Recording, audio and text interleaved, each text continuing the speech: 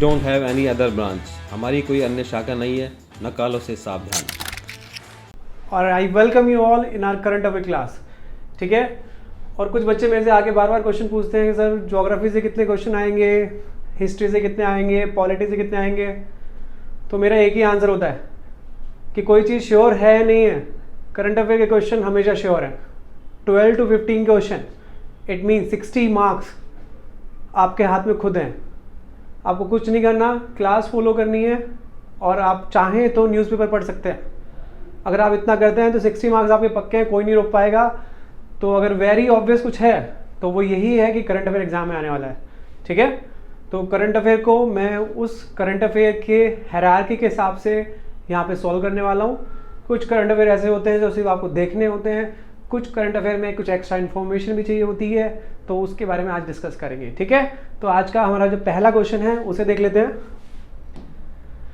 Okay, तो जो हमारा पहला क्वेश्चन है, it is which institution organises the operation ध्वस्त। ध्वस्त का मतलब क्या होता है? डिस्ट्रॉय। ठीक है, तो ऑपरेशन ध्वस्त किसने चलाया? असल में होता क्या है कि जो टेररिस्ट ग्रुप है, जो टेररिस्ट ग्रुप्स हैं वो क्या करते हैं? नेक्सस कर लेते हैं हमारे देश में ही। किनके साथ? नेक्सस का मतलब क्या होता है? दोस्ती कर लेते हैं। किसके साथ? गैंगस्टर के साथ। गैंगस्टर्स, ड्रग पैडलर्स, इनके साथ क्या कर लेते हैं? नेक्सस कर लेते हैं। तो इनमें से कोई एजेंसी ऐसी है जिसने एक ऑपरेशन चलाया है, जिसका नाम क्या है? ऑपरेशन ध्वस्त। क्वेश्चन ये है कि वो एजेंसी का नाम क्या है? Indian coast guard, national investigation agency, Indian navy and reserve bank of India. अब रिजर्व बैंक ऑफ इंडिया तो क्या ही ध्वस्त करेगा, और क्योंकि क्वेश्चन ये है कि ड्रग पैडलर एंड गैंगस्टर, तो कोस्ट गार्ड और नेवी का चांस भी कम ही लग रहा है। तो इसका जो करेक्ट आंसर है वो, उसका आंसर क्या है बच्चों? NIA। आपको पता है इंडिया में NIA एक स्पेशलाइज्ड एंटी टेररिस्ट ऑर्गेनाइजेशन है, मतलब जिसका काम ही एंटी टेररिज्म है। स्पेशलाइज्ड एंटी टेररिस्ट ऑर्गेनाइजेशन है। इसका जो फॉर्मेशन हुआ था इट वाज इन 2008। और ये जो NIA है ये कोई कॉन्स्टिट्यूशनल बॉडी नहीं है, ये एक स्टैट्यूटरी बॉडी है क्रिएटेड बाय लॉ, और जिस कानून के द्वारा ही बनाई गई थी उसका नाम है NIA एक्ट 2008। तो 2008 में इसको बनाया गया था, और सबको पता है कि 2008 में एक बहुत बड़ी टेररिस्ट एक्टिविटी हुई थी जिसे हम सब जानते हैं, मुंबई पर अटैक हुआ था। मुंबई पर, फेमसली नोन एज 26/11, सबको पता है। तो जब 26/11 हुआ तो हमें महसूस किया कि यार कोई एक स्पेशलाइज ऑर्गेनाइजेशन होनी चाहिए जो इंडिया में टेररिज्म को रोके।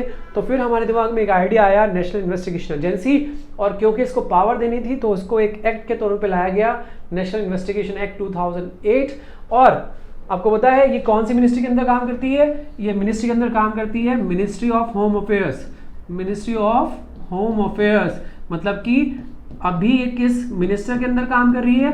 अमित शाह के अंदर काम कर रही है। ठीक है, so this is all about national investigation agency. और ऑपरेशन ध्वस्त का काम है कि जितने भी टेररिस्ट, स्मगलर्स या जितने भी गैंगस्टर्स हैं, या खालिस्तानी, आपने इशू देखा था अभी, खालिस्तानी सपोर्टर्स या जो भी इस आड़ में ये काम करते हैं उनको ध्वस्त करना, ये NIA का काम था। और मेरे हिसाब से ये बहुत इंपॉर्टेंट क्वेश्चन भी है और अच्छा क्वेश्चन भी है। ठीक है, next, which institution release the world economic situation and prospects report.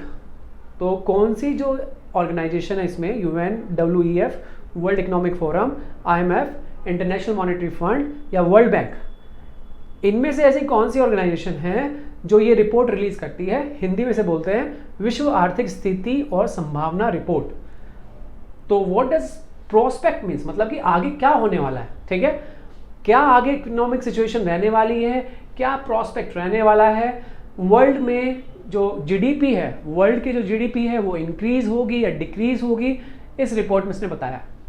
और वर्ल्ड की GDP अगर इंक्रीज होगी तो इसका ये भी मतलब होता है कि जो सभी कंट्रीज हैं वो ग्रो करेंगी, और वर्ल्ड की अगर GDP डाउन जाएगी तो इसका मतलब है कि जो कंट्रीज हैं शायद वो अच्छा परफॉर्म नहीं करेंगी, उनकी GDP नीचे जाएगी।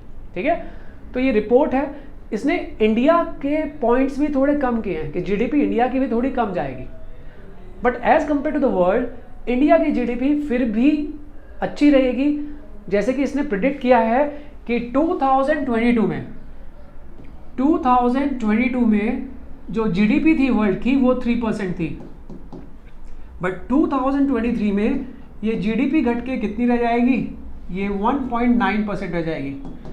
इसका मतलब है कि ये अच्छा साइन नहीं है फॉर द वर्ल्ड, ओके।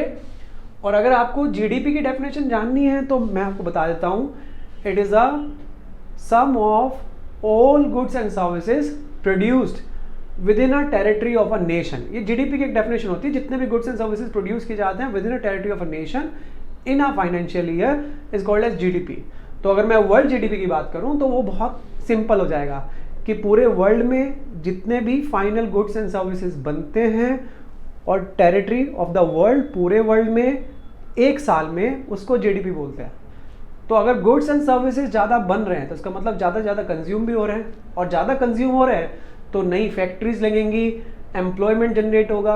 अब आप सोचो कि जीडीपी घट रही है तो इसका मतलब है कि गुड्स एंड सर्विसेज ज़्यादा नहीं बन रहे हैं, तो नई फैक्ट्री नहीं लगेगी, एम्प्लॉयमेंट जनरेट नहीं होगा, ग्रोथ नहीं आएगी, ठीक है। तो ये सिंपल सा है।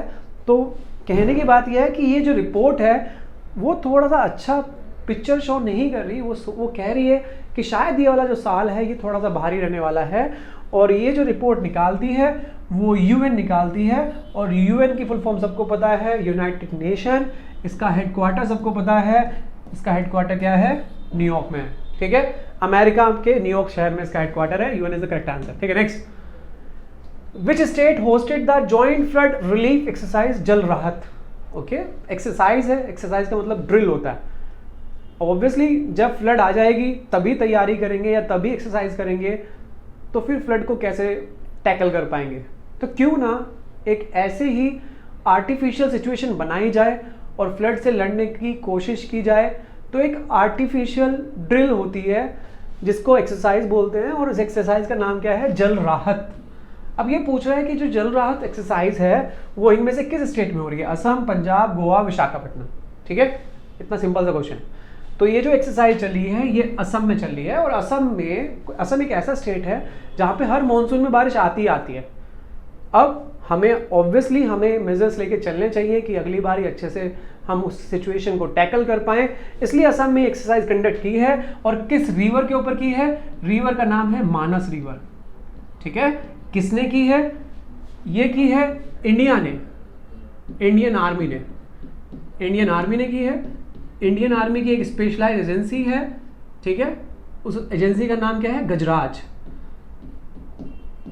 गजराज कॉर्प्स, उन्होंने ये की है अलॉन्ग विद एनडीआरएफ। एनडीआरएफ की फुल फॉर्म क्या है, national disaster response force, SDRF. इसकी फुल फॉर्म क्या है, स्टेट डिजास्टर रिस्पांस फोर्स। और किसने की है, एसएसबी। एसएसबी आपको सबको पता है, सशस्त्र सीमा बल, जो बांग्लादेश का बॉर्डर सिक्योर करती है। और असम की पुलिस ने की है, असम पुलिस ने की है। इन सब ने मिलकर एक्सरसाइज की है कि अगली बार अगर फ्लड आएगी तो we will tackle it better, ठीक है, इन अ बेटर वे। नेक्स्ट, एक कपिलेश्वर टेम्पल है जिसको आर्कियोलॉजिकल सर्वे ऑफ इंडिया ने प्रोटेक्टेड मॉन्यूमेंट घोषित किया है या उस लिस्ट में रखा हुआ है। तो आर्कियोलॉजिकल सर्वे ऑफ इंडिया एक ऑर्गेनाइजेशन है जो इंडिया में पुरानी जो बिल्डिंग्स होती हैं या पुराना जो आर्किटेक्चर है, स्कल्पचर है, उसकी प्रोटेक्शन करता है। तो अगर किसी टेम्पल को इस लिस्ट में रख देंगे, इट मीन्स कि it is now going to be protected by the ASI। तो ये है कपिलेश्वर टेम्पल। क्वेश्चन ये है कि कपिलेश्वर टेम्पल कहाँ पे सिचुएटेड है।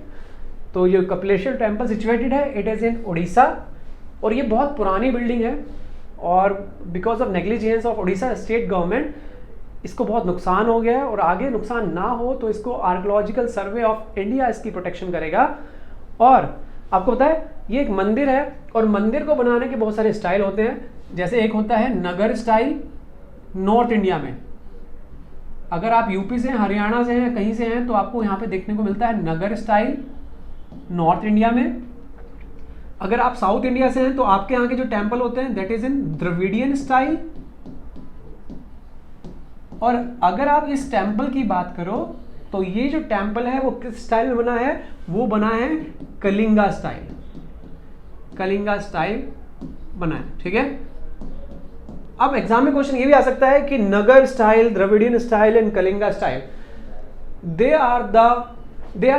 आर रिलेटेड टू व्हाट, तो आप उसे सिंपली बोल देना they are related to temple architecture, temple architecture से जुड़े हुए हैं। और ये क्वेश्चन ऑलरेडी पूछा जा चुका है इन यूपीएससी एग्जाम, और यूपीएससी में पूछ लिया है, सिंपल सा क्वेश्चन है, एनडीए सीडीएससी में भी पूछ सकते हैं, ठीक है। नेक्स्ट,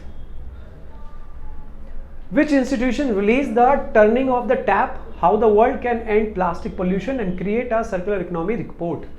तो एक ये रिपोर्ट है, नाम है turning of the tap, how the world can and plastic pollution and create a circular economy report, ठीक है। ये रिपोर्ट है, हमें जो यहाँ से समझ में आया कोई रिपोर्ट है अबाउट प्लास्टिक पोल्यूशन, और प्लास्टिक पोल्यूशन हम सबको पता है कि कितना हार्मफुल है फॉर आवर अर्थ, और हम देखते हैं our ocean, our rivers, they are filled with plastic all where. और प्लास्टिक के साइज अलग अलग हो सकते हैं, बिग साइज हो सकता है, माइक्रो हो सकता है, मीजो हो सकता है, छोटे मोटे, और माइक्रो तो बहुत ज़्यादा हार्मफुल है। जो सी ऑर्गेनिजम्स हैं अगर आप देखें तो माइक्रो प्लास्टिक वो क्या कर लेते हैं, एनगल्फ कर लेते हैं, अंदर ले लेते हैं। तो plastic pollution, plastic was one of the greatest invention of human being, और आज वही ग्रेटेस्ट इन्वेंशन हमारे लिए कर्स बन गई है। अब ये रिपोर्ट है, ये रिपोर्ट कौन पब्लिश करता है, क्वेश्चन ये है। तो जो ऑर्गेनाइजेशन ये रिपोर्ट पब्लिश करती है, it is UNEP, united nation environment program, ठीक है। अब आपको यूएनईपी के बारे में थोड़ा सा पता होना चाहिए। जो यूएनईपी, ये जो ऑर्गेनाइजेशन है यूएनईपी, ये जो ऑर्गेनाइजेशन है, it was formed in year 5 जून 1972, और 5 जून को हम क्या बनाते हैं, एनवायरनमेंट डे बनाते हैं। इस दिन हम पर्यावरण दिवस ही बनाते हैं, ठीक है। ये जो ऑर्गेनाइजेशन है, इसका जो हेडक्वार्टर है वो नैरोबी में है, और अगर नैरोबी में है तो किस कंट्री में है, जब मेरे को रास्ते में मिलोगे तो मेरे को बता के जाना कि सर नैरोबी का जो हेडक्वार्टर है वो किस कंट्री में है, अगर आप ये वीडियो देखते हैं तो, ठीक है। जो बच्चे मेरी क्लास में पढ़ते हैं वो भी मेरे को आंसर कर सकते हैं कि सर आप वो क्वेश्चन पूछा था उसका आंसर ये है। देखता हूँ कितने बच्चे क्लास पढ़ते हैं या देखते हैं, ठीक है। तो नैरोबी में ये है, और यूएनईपी का जो मेजर काम है वो सस्टेनेबल डेवलपमेंट गोल्स, उनको इंप्लीमेंट कराना इसका काम है। इसका जो सही आंसर है दैट इज यूएनईपी, और प्लास्टिक पोल्यूशन रोकना इज अंडर सस्टेनेबल डेवलपमेंट गोल, ठीक है। तो बड़ा सिंपल सा क्वेश्चन है, आपको आना चाहिए इसका आंसर। नेक्स्ट, ये क्वेश्चन इतना इंपॉर्टेंट नहीं है, बट फिर भी बस for the sake of learning इसे याद रखने की कोशिश करेंगे। Which city is the host of LogiSam 23 मतलब 2023 the national logistic management seminar. एक सेमिनार हुआ है, सेमिनार का नाम क्या है, लोजी सैम 223। अब ये पूछ रहा है कि वो कहाँ पे हुआ है, इसका आंसर क्या है, न्यू दिल्ली में हुआ है, ठीक है। न्यू दिल्ली याद रखेंगे। Next, which institution release the world tourism barometer report, world tourism barometer report. ये एक रिपोर्ट है, ये पूछ रहा है कि कौन सी ऑर्गेनाइजेशन रिलीज करती है। बैरोमीटर का मतलब क्या होता है, बैरोमीटर वो मीटर होता है जो किसी चीज का प्रेशर नापता है। यहाँ पे बैरोमीटर का मतलब क्या है, यहाँ पे बैरोमीटर का मतलब वही है ऑब्जर्वेशन। यहाँ पे बैरोमीटर का मतलब क्या है, ऑब्जर्वेशन। असल में कितने इंटरनेशनल टूरिस्ट ट्रैवल करते हैं विद इन अ ईयर, उसकी ये रिपोर्ट है। अब आपको पता ही है इस रिपोर्ट से क्या फायदा हो जाएगा। अगर इंटरनेशनल टूरिस्ट ज़्यादा ट्रैवल कर रहे हैं, it means world GDP increase होगी, कुछ नई सर्विसेज इंक्रीज होंगी, और जब नई सर्विसेज इंक्रीज होंगी तो जीडीपी, वर्ल्ड जीडीपी इंक्रीज करेगी। अब ये जो रिपोर्ट है ये बताती है कि इंटरनेशनल जो टूरिज्म है वो बढ़ रहा है, घट रहा है। अगर बढ़ रहा है तो अच्छे चांस हैं, और अगर घट रहा है तो ये बुरी बात है, उसके लिए कुछ एफर्ट्स करने पड़ेंगे। और जो ये रिपोर्ट रिलीज करता है वो कौन करता है, UNWTO, united nation world tourism organization, united nation world trade organization नहीं, टूरिज्म ऑर्गेनाइजेशन, ठीक है। ये हमें पता होना चाहिए, ठीक है। वैसे एग्जाम में सिंपल सा क्वेश्चन आ जाता है, हु रिलीज दिस रिपोर्ट, तो ऑब्वियसली आपका आंसर क्या होगा, UNWTO। Next, highly pathogenic avian, pathogenic किसे बोलते हैं, पैथोजन बोलते हैं जो डिजीज क्रिएटिंग, चाहे वो वायरस हो, चाहे बैक्टीरिया हो, चाहे प्रोटोजोआ हो, they all come under the definition of pathogen, ठीक है। Highly pathogenic avian influenza. Avian का मतलब है रिलेटेड टू बर्ड्स, ठीक है। हाईली का मतलब है डिग्री बहुत ज़्यादा है, मतलब जो ये फैलने की जो इसकी पॉसिबिलिटी है वो बहुत ज़्यादा है। पैथोजेनिक का मतलब anything that cause diseases. Influenza का मतलब बीमारी। HPAI has been confirmed in which country. ये जो बीमारी है ये इतनी फ्रीक्वेंटली हमें सुनने को नहीं मिलती, थोड़ी सी रेयर बीमारी है। एक बीमारी और भी होती है जिसे बोलते हैं LPAI, लो पैथोजेनिक एवियन इन्फ्लुएंजा। और देखो जितने भी बर्ड्स हैं, एवियन हैं, चिकन हैं, इन सब में बीमारियां होती हैं, ऐसी कोई बड़ी बात नहीं है। But highly pathogenic avian influenza किस कंट्री ने कंफर्म किया? जानते हो किस कंट्री ने कंफर्म किया है? उस कंट्री ने कंफर्म किया है जिसका चिकन पूरी दुनिया खा रही है आजकल। बहुत बड़ा एक्सपोर्टर है ये चिकन का, और यहां पे ये बीमारी फैल गई है, तो इसका मतलब है कि ये बीमारी वर्ल्ड में भी फैल सकती है। ओके, दूसरा इसका क्या मतलब हो सकता है? और ये पहली बार देखा गया है कि ये जो बीमारी है ये वाइल्ड बर्ड्स में भी देखने को मिली है। मतलब ये पहली बार ऐसा हो रहा है कि चलो जो डोमेस्टिक बर्ड्स होती हैं उसमें आसानी से मैं कह सकता हूँ फैल सकती हैं, एक ही जगह पे बहुत सारी रहती हैं, वाइल्ड बर्ड्स में फैल रही है। और वाइल्ड बर्ड्स की जो इम्यूनिटी होती है बहुत हाई होती है, क्योंकि जो हम देखते हैं जो डोमेस्टिकली आपने पोल्ट्री फार्म में देखी होंगी, उनकी तो क्या ही इम्यूनिटी होती है, खाने को अच्छे से नहीं मिलता, रहने का हेल्दी एनवायरनमेंट नहीं मिलता, और एक दूसरे से बहुत ज़्यादा चिपक के रहते हैं, तो बीमारी फैलने का खतरा ज़्यादा रहता है। क्यों ये इतना ध्यान देने वाली बात है? क्योंकि वाइल्ड बर्ड्स में फैल रही है, and this is the first time when HPAI is spreading in such a huge way, ठीक है। तो जो इसका सही आंसर है दैट इज ब्राजील। ब्राजील की जो कैपिटल है दैट इज ब्राजीलिया। ब्राजीलिया। और आपको जान के बहुत आश्चर्य होगा जो इनकी नेशनल लैंग्वेज है इट इज पोर्टुगीज। पोर्टुगीज इनकी लैंग्वेज है। सोचो, Portuguese a smaller country, they ruled over them and they influence them so much कि इनकी जो लैंग्वेज है, हाँ, इट बिकम्स पोर्टुगीज।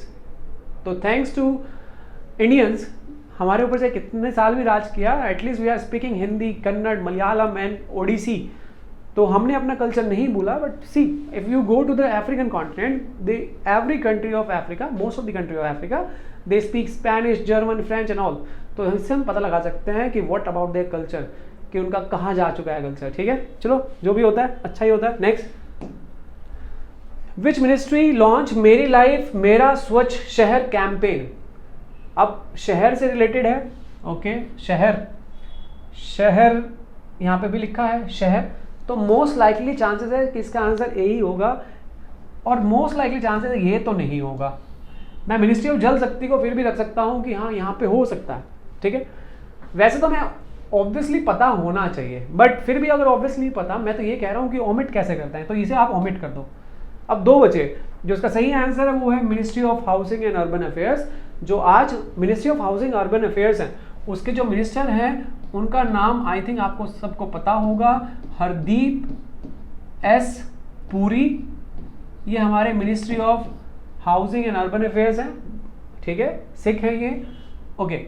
और इनके बारे में जो इन्फॉर्मेशन है, ये जो कैंपेन है ये RRR को प्रमोट करना चाहता है, RRR को प्रमोट करना चाहता है। और RRR की फुल फॉर्म होती है रिड्यूस, रीयूज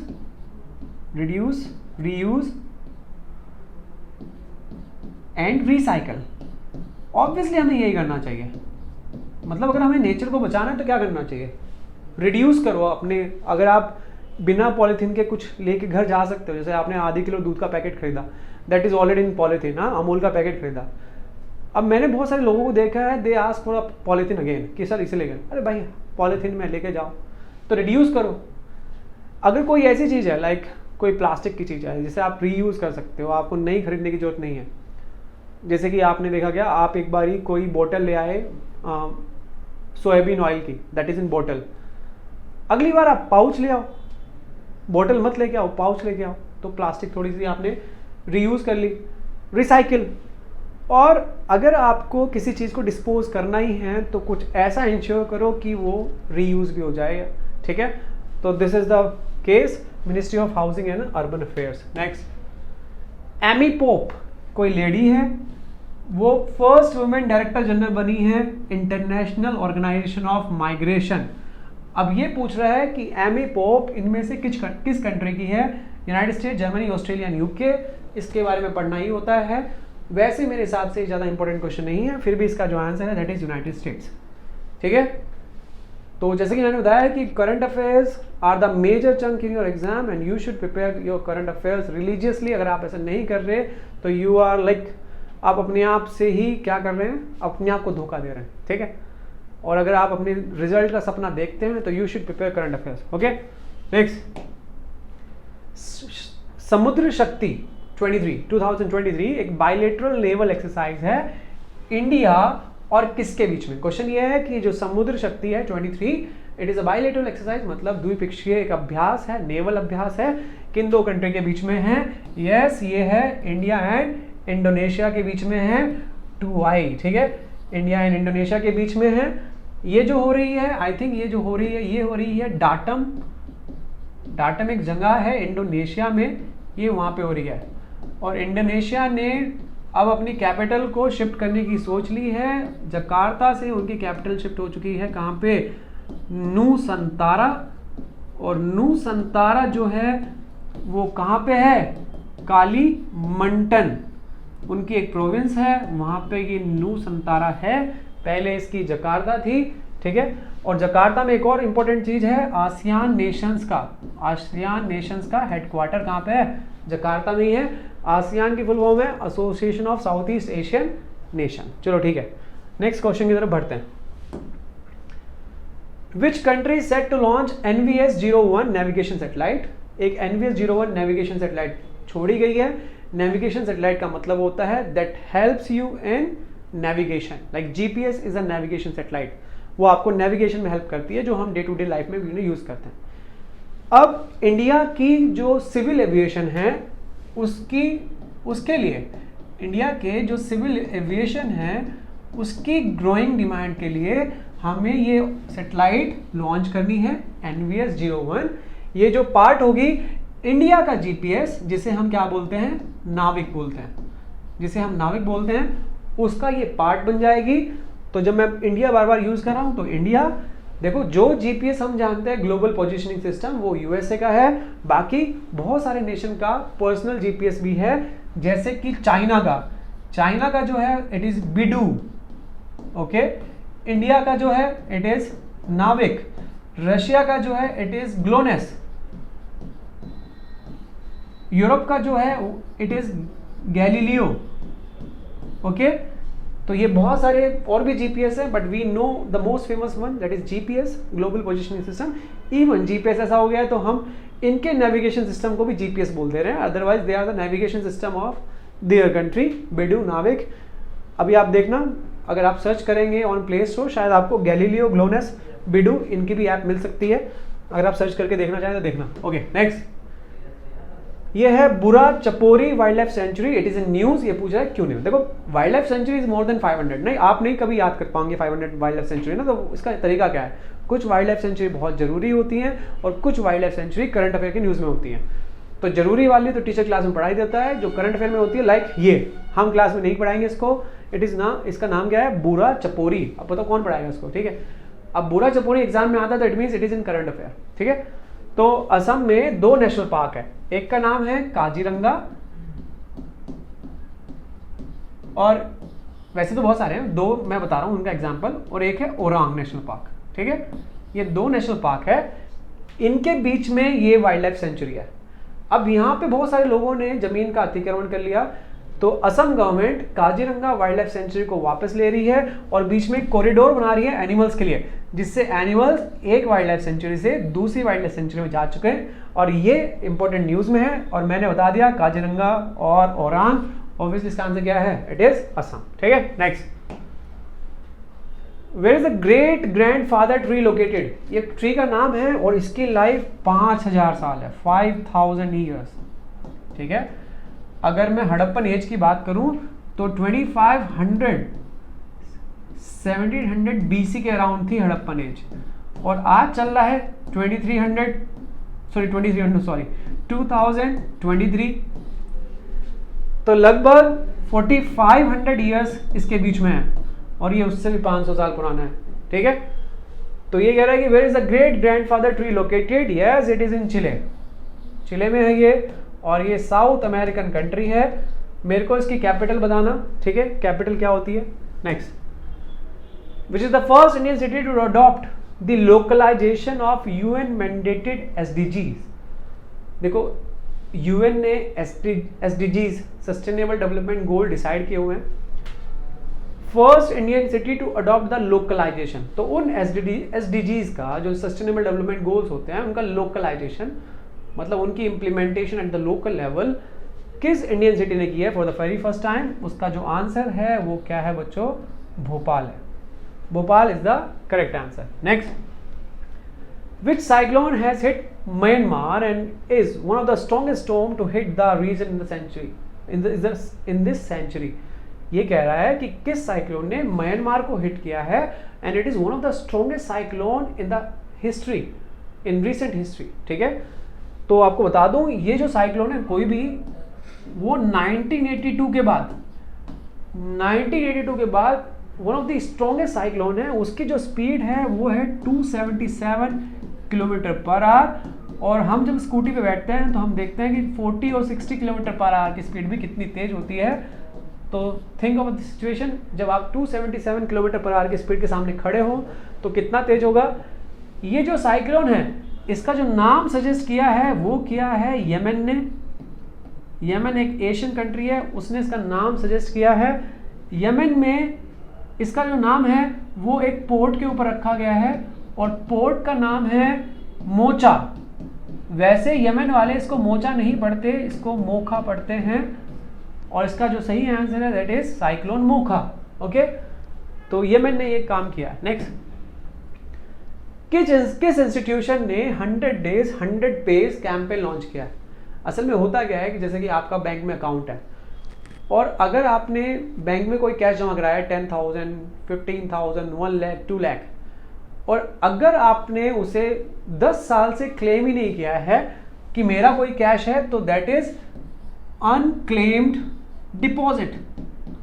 अनक्लेम्ड डिपॉजिट, ये तो उस बंदे का है जिसने इसे डिपॉजिट कराया, बट उसे कोई क्लेम ही नहीं कर रहा। तो आरबीआई ने कैंपेन चलाया है 100 days 100 pays कि अगले 100 दिनों तक वो 100 अनक्लेम डिपॉजिट्स को वापस करेगा इन एवरी डिस्ट्रिक्ट, सभी डिस्ट्रिक्ट्स में। तो ये एक अच्छा कैंपेन है इन एवरी डिस्ट्रिक्ट्स। कभी कभार ऐसा होता है कि आप अपना पासवर्ड भूल जाते हो, अकाउंट नंबर भूल जाते हो, या आप भूल ही जाते हो कि आपने 1,000 2,000, वैसे ज़्यादा पैसे तो आदमी याद रखता है, 1,000 2,000 4,000 रुपये कभी जमा कराए थे और आप भूल चुके हो। तो आरबीआई का ये प्रोग्राम है कि 100 days में 100 pays करेंगे और ढूंढेंगे कौन कौन से जो हैं वो अनक्लेम्ड पड़े हैं, और जो अनक्लेम्ड डिपॉजिट पड़े हैं उनको हम वापस करेंगे। और तो इसका जो सही आंसर है इट इज़ आरबीआई। एक होता है NPCI, national payment corporation of India, एक होता है SEBI, security exchange board of India, और एक एसबीआई। और एसबीआई सबको पता है 1955 में ये एस्टैब्लिश हुआ था। आरबीआई 1935 में एस्टैब्लिश हुआ था, 1949 में नेशनलाइज हुआ था। National payment corporation of India आप देखना कब हुआ था, सेबी 1992 में इसका एक्ट आया था, ठीक है। तो ये आपको पता होना चाहिए। Next, 5th edition of global Ayurveda festival. एक ग्लोबल आयुर्वेदा फेस्टिवल है, इसका 5th एडिशन हुआ है। क्वेश्चन ये है कि ये जो 5th एडिशन हुआ है ये कहाँ पे हुआ है, ठीक है। तो चेन्नई, पुणे, मैसूरू, तिरुवनंतपुरम। तो इसका जो सही आंसर है इट इज इन तिरुवनंतपुरम। तो ग्लोबल आयुर्वेदा फेस्टिवल है, it is happen in Thiruvananthapuram. Okay, which city is all set to receive a new pharmaceutical research innovation institute. कहीं पर एक pharmaceutical research and innovation institute open हो रहा है। क्वेश्चन ये है कि ये किस शहर में हो रहा है, नाम क्या है। Which city is all set to receive a new pharmaceutical research and innovation institute। और सबको इसके नाम से सजेस्ट हो जा रहा है कि इसका काम क्या होगा। फार्मास्यूटिकल सेक्टर में रिसर्च करना एंड इनोवेशन करना, और इनोवेशन बहुत ज़रूरी है। आजकल बहुत तरह की डिजीज़ आ रही है। अब आप सोचो कोविड-19 का हम वैक्सीन ना बनाते और हम वर्ल्ड पे डिपेंडेंट रहते तो हमारे लिए कितना मुश्किल होता, ठीक है। तो ये इसका जो आंसर है वो है लखनऊ, और लखनऊ किसकी कैपिटल है? यूपी की कैपिटल है। लखनऊ जो शहर है it is situated on the bank of river Gomti, और लखनऊ में बहुत इंपॉर्टेंट आर्किटेक्चर भी है, जैसे कि रूमी दरवाजा एक लखनऊ में इंपॉर्टेंट आर्किटेक्चर है। आपने एक और नाम सुना होगा, बड़ा इमाम बाड़ा, ठीक है। तो लखनऊ में तो बहुत फेमस चीजें हैं, ये भी इनमें से कुछ आर्किटेक्चर भी है लखनऊ में, ठीक है। Next, recently which state allowing jallikattu एक फेस्टिवल है, ठीक है, जहां पे होती है बुल रेस होती है, हाँ, बैल दौड़ते हैं। Was upheld by supreme court of India. तो सुप्रीम कोर्ट ने जल्लीकट्टू को बैन कर दिया था 2014 में, ओके। तो उसके बाद से जल्लीकट्टू नहीं हो रहा था तमिलनाडु में, ठीक है। अब क्या किया, आपको पता ही है कि अगर जुडिशरी के ऑर्डर्स को या जुडिशरी के डिसीजन को काटना है, if you need to bring laws और if you need to amendment constitution, दोनों में से एक काम कर दो, ठीक है। जैसे कि अभी राम मंदिर का मुद्दा था, राम मंदिर के मुद्दे में अगर सेंट्रल गवर्नमेंट के पक्ष में नहीं आता तो फिर सेंट्रल गवर्नमेंट क्या कर सकती थी? राम मंदिर एक्ट ले आती। हाउएवर वो एक्ट सुप्रीम कोर्ट ही चेक करेगा, that is called as judicial review. But फिर भी अगर जुडिशियल डिसीजन को काटना है तो you need to bring amendment और you need to bring laws. तो ऐसे ही तमिलनाडु गवर्नमेंट ने क्या किया है, जल्लीकट्टू जो फेस्टिवल है उसके केस में एक कानून लेके आई है। अब ऑब्वियसली ये जो एक्ट था ये तो सुप्रीम कोर्ट के जजमेंट के अगेंस्ट था, और किसी भी एक्ट को चेक करना सुप्रीम कोर्ट की पावर है, that is the judicial review the supreme court. Supreme court ने उस एक्ट को अपहेल्ड किया है कि चलो कोई बात नहीं, ठीक किया तुमने, और सुप्रीम कोर्ट ने बोला है कि ये सेंट्रल के हाथ में है कि वो आगे क्या करना चाहता है, it is up to the people, वो अपने आप डिसाइड करें कि उन्हें करना चाहिए नहीं करना चाहिए। तो ये नहीं है कि अगर सुप्रीम कोर्ट की कोई जजमेंट है और ये उसके अगेंस्ट एक्ट लेके आया और उन्होंने इसे अपहेल्ड किया कि चलो बात है ठीक है। वैसे वो जो एक्ट है जिसमें तमिलनाडु चेंज लेके आया है उसका नाम है prevention of cruelty against animal act of 1960। तो 1960 में क्रुएलिटी अगेंस्ट द एनिमल ये एक एक्ट लेके आई थी सेंट्रल गवर्नमेंट, और कुछ गवर्नमेंट ने जैसे तमिलनाडु ने, महाराष्ट्र ने, कर्नाटक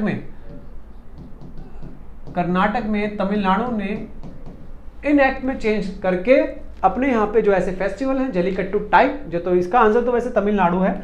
वैसे हर स्टेट में कोई ना कोई ऐसा फेस्टिवल होता है जहाँ पे आप ऐसे देखते हैं कि जल्लीकट्टू में बुल रेसिंग हो रही है कुछ भी, तो उन्होंने ये काम किया, ओके। अब आपको सोचो कि अच्छा है या बुरा है।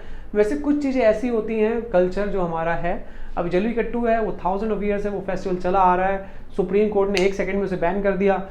अब उस चीज़ को अगेन शुरू करने के लिए उन्होंने लॉ ही कमेंट कर दिया और सुप्रीम कोर्ट ने उसे बोल दिया थम्स अप, और पार्लियामेंट के खाते में बोल डाल दी कि अब पार्लियामेंट डिसाइड करेगा कि वो सही है गलत है। और वैसे मेरे को भी यही लगता है कुछ चीज़ें लोगों को ही डिसाइड करनी चाहिए, तो पार्लियामेंट हो चाहे स्टेट लेजिस्लेचर हो, वही तुम्हारी मेरी विश है, तो उसी के ऊपर उन्होंने डाल दिया, ठीक है। Next, Russia in which country sign a deal to construct a Rasht Astara railway. I don't know क्या पढ़ना चाहिए, इसका नाम से क्या है, रश्त अस्तारा ही है कोई। ये Rasht Astara railway line open की है as a part of international north south transport corridor, कोई NSTC है, उसका ही एक पार्ट है Rasht Astara railway line. Russia ने किस कंट्री के साथ इस लाइन को चलाने की डील की है, ठीक है। तो पहले INCT से बात कर लेते हैं। ये एक 7200 किलोमीटर कॉरिडोर है, ठीक है, 7200 किलोमीटर कॉरिडोर है। ये ईरान से शुरू होता है, ठीक है, अफगानिस्तान, ओके, अजरबैजान, और फिर जाता है रशिया। इस कॉरिडोर की जो टोटल लेंथ है 7200 किलोमीटर है। मल्टी मॉडल सिस्टम है, इसका मतलब है कि रेल भी आता है, शिप भी यूज होती है और रोड भी यूज होती है। उसी के बीच में एक नई रेलवे लाइन ओपन की है जिसका नाम है रश अस्तारा। तो ये कह रहा है कि रशिया ने किसके साथ मिलकर की है? रशिया ने ईरान के साथ मिलकर इसका काम किया है। तो इसका आंसर क्या हो गया? ईरान। अब इंडिया का गुड भी इसी से ट्रांसपोर्ट होता है। इंडिया क्या करता है, यहाँ से शिप में अपना माल भरता है, ईरान पहुंचाता है। ईरान में हमने अपना एक पोर्ट बनाया हुआ है, पोर्ट का नाम है छाबार पोर्ट, ठीक है। वैसे पाकिस्तान का भी यहाँ पे ग्वादर पोर्ट पड़ता है, ग्वादर पोर्ट जो चाइना के अंडर में है। हमने यहाँ पे ईरान में छाबार पोर्ट बनाया, हमने अपना माल पहुंचाया ईरान के पास, ईरान ने पहुंचा दिया रशिया, और रशिया से आप उसे चाहे कहाँ पे ले जाएं, चाहे आप उसे यूरोप ले जाएं, कहीं पे भी ले जाएं, तो जो इसका सही आंसर है that is Iran. Okay next, एक बुक है और बुक का नाम है द गोल्डन ईयर्स, ठीक है, द गोल्डन ईयर्स। तो एक बहुत फेमस राइटर है जो मसूरी में रहते हैं, हमारे पड़ोसी हैं, ठीक है।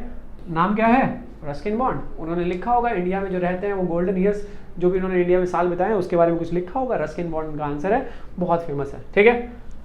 Next, which city became the first Indian city to measures. मैंने आपको बताया था यहाँ, ये क्वेश्चन हम कर चुके हैं, इसका आंसर क्या है? भोपाल है। ये क्वेश्चन हम कर चुके हैं पहले, ठीक है। Next, which cricketer holds the distinction of scoring a century in test, ODI, T20, IPL। हर जगह लगा दिया। IPL में 3 शतक हो गए हैं, कल भी एक शतक लगाया है उसने, किसके अगेंस्ट? गुजरात टाइटन का प्लेयर है, किसके अगेंस्ट लगाया? मुंबई इंडियंस। मुंबई इंडियंस अब बाहर हो गई IPL से।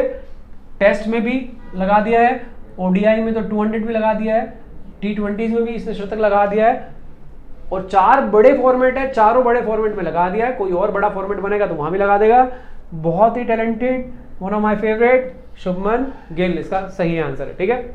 Next, in which city will prime minister Modi inaugurate the international museum expo 2023।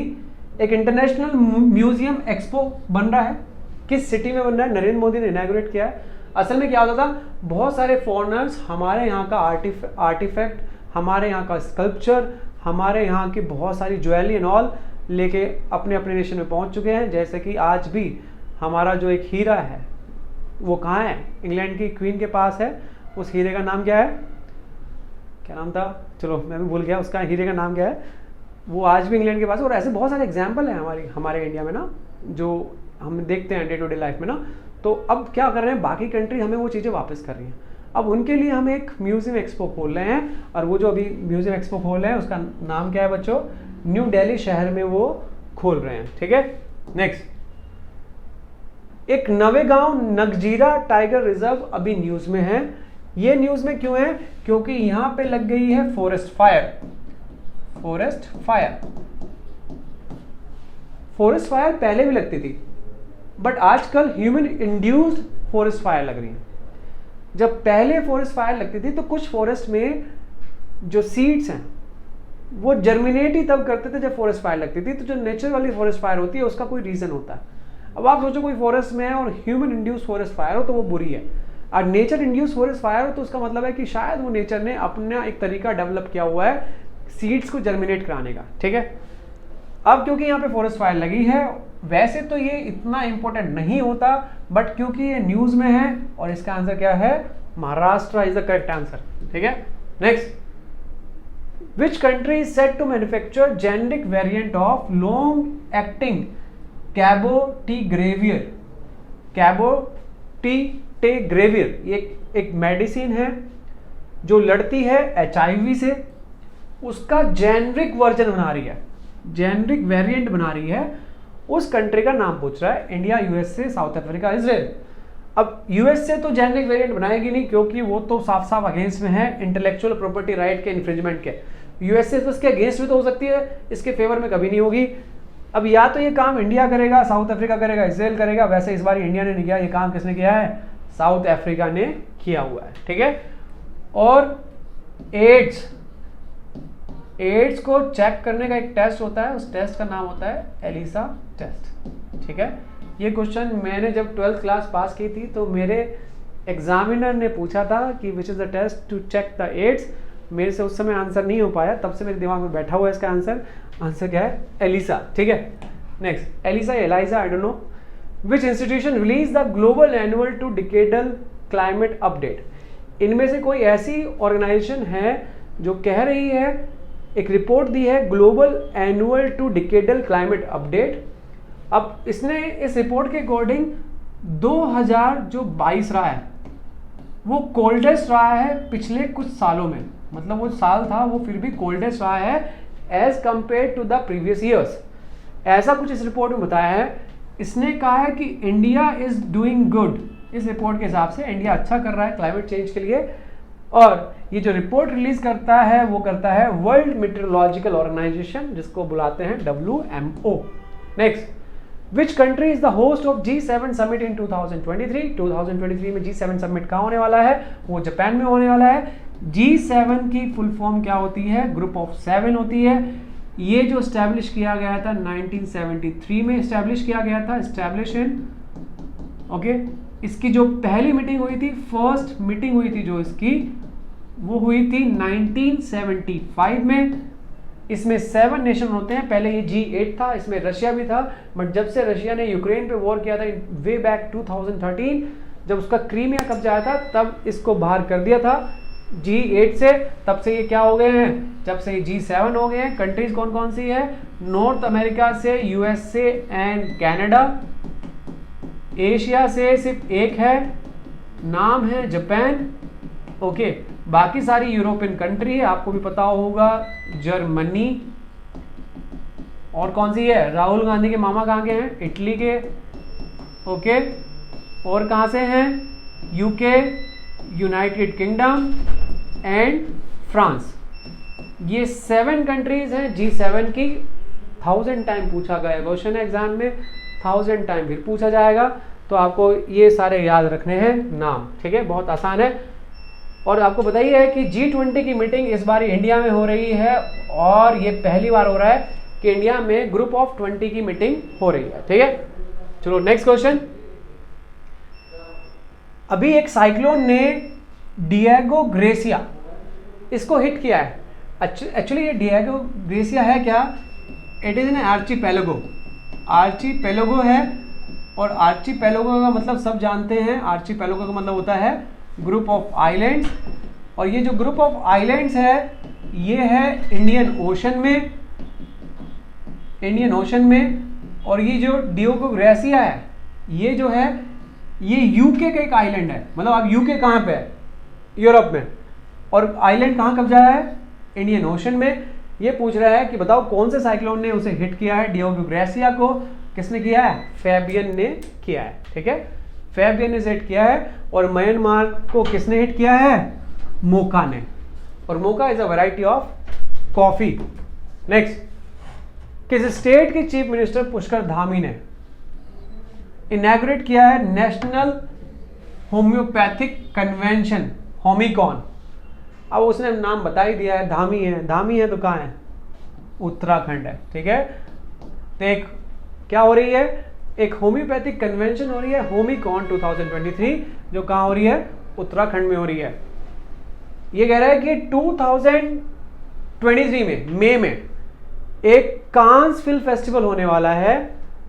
अब ये जो कह रहा है कि कांस फिल्म फेस्टिवल का ये कौन सा एडिशन है, ठीक है, तो वो कौन सा एडिशन है, 76। जब कांस की पूरी रिपोर्ट आ जाएगी, कौन सी मूवी जीती, कौन सा एक्टर जीता, कौन सी एक्ट्रेस जीती, तब आपको वो लिस्ट याद करनी है। अभी वो लिस्ट नहीं आई है, तो अभी हम सिर्फ अपना बता सकते हैं 76 एडिशन है, अभी आप कर लेना, ठीक है। अब ये कह रहा है कि किसी प्लैनेट पर मोस्ट नंबर ऑफ सैटेलाइट्स ढूंढी गई हैं, और वो सैटेलाइट्स कितनी है, नंबर 145 मून्स। तो अर्थ की तो सिर्फ एक ही सैटेलाइट, दैट इज मून, जिसे हम चंदा मामा बोलते हैं।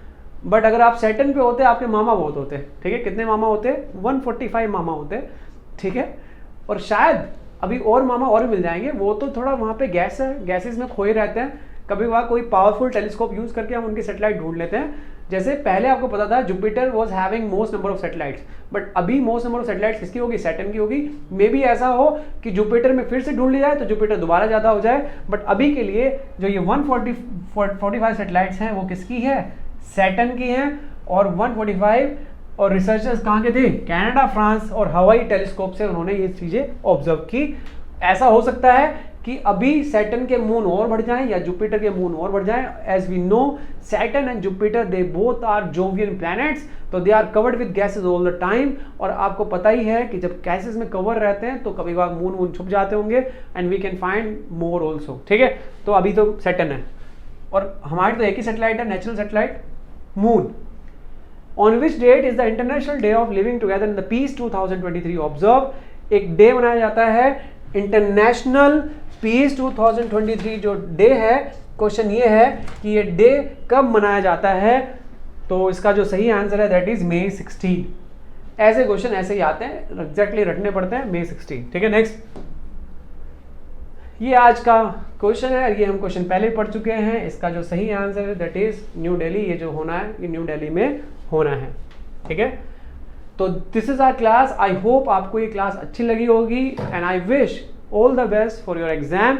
आपके टेस्ट में हम ये देते ही हैं। अगर आप हमारे यहाँ के जो बच्चे पेपर क्लियर करते हैं उनसे पूछेंगे तो आप जानेंगे कि ये जो क्वेश्चन है ये उनके एग्जाम में उनको बहुत हेल्प की है। जब उनको हेल्प की है तो आपको भी हेल्प करेंगे। तो ठीक है, मिलते हैं फिर क्लास में मिलेंगे। और क्लास अच्छी लगे तो ज़रूर लाइक शेयर कीजिएगा अपने दोस्तों के साथ। ठीक है, जय हिंद, जय Bharat. Kindly subscribe D-Day YouTube channel and don't forget to press bell icon.